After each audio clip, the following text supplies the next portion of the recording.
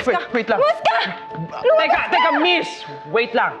Papakilala ko, my name is Justin Gumabaw and I'm a doctor. O, tignan mo, oh. Doktor ako. Nahihibang ka. Doktor, walang may sakit sa bahay na ito. Kaya umalis ka na. Umalis ka. Hindi, wait. Miss, I don't have any intentions of hurting you. Gusto ko lang malaman, nasan ba talaga ako? Nasa barangay Sampaguita ka. What? What's para kayo Sampaguita? Okay, how do I get back to Manila? Habang biyahe yun. Kailangan mong sumakay ng barko mula dito sa Dumaguete para makauwi ka ng Maynila. Anong barkot na Magete? Okay, ganito na lang. Do you have a Wi-Fi? So I can connect and I will book my flight. Pabalik ng Maynila, tapos na. Please, Flight? may connect na lang ako. Alam mo, nahihibang ka nga talaga, no? Kung nais mo'y magtanong-tanong ka sa mga tao sa labas dahil ako'y abala, umalis ka na, pakiusap, wrong umalis with ka. you? Umalis ka sa mamamahay ko. Miss, wait lang. Just hear me out. Hindi Please. kita kilala. Search me up on your social media and follow me. I have many followers and I'm verified. Please, just hear me out. Look me up on your social media. Miss, I need your help.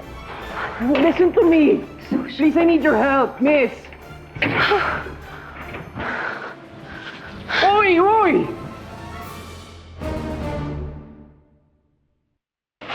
Miss! Miss!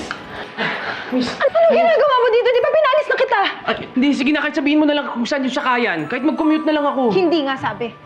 Miss, please. Miss. Please. Ano yan? Opa Heart! Hindi ka ba nanonood ng K-drama? Wala ko pa naman sa mga drama niyo. Doktor ka ba talaga o pasyente? Mabuti pa yung umalis ka na at gagawa pa ako ng paninda. Umalis ka na, pakiusap. Hindi. Paninda mo yan. Hindi. Umalis ka na. Paninda mo ba to? Eh di, ako na bahala dyan. Bilhin ko lahat yan. Yung bilao? Oo, lahat yan. Buong yan, bibiliin ko yan. Name your price. Ano? 40. 40? Para sa bilaong to? Seryoso ka? O sige, 35 na lang. Weird. Sige. Bayaran ko na yan. 1, 2, 3, 4, 5. Meron kang 5,000 pesos. Keep the change. Ano? Tulungan mo ako? Anong ginagawa mo? Alam mo, hindi ko matukoy kung hibang ka pa talaga o manggagancho. Pero ang kapal naman ng mukha mong bayaran ako ng peking pera. Ano sinasabi mong peka pera? Mas makapal ka.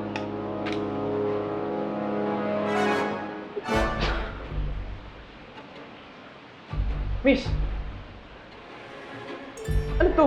Ba't ganito nakalagay sa calendar nyo? 1964. Abay, syempre yan ang petsa ngayon. Hello? 2024 na. Ikaw atang may sira eh. Anong 2024 pinagsasabi mo? Alam mo, tilay nahihibang ka na nga talaga, Mr. Gumaba. Mabuti pa yung alis ka na. Alis! Teka lang, miss! Tulungan mo naman ako! Ah.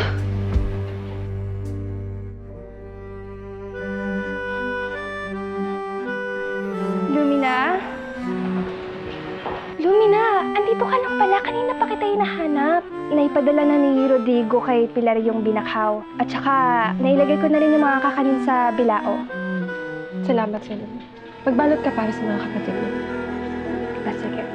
Alis na ako.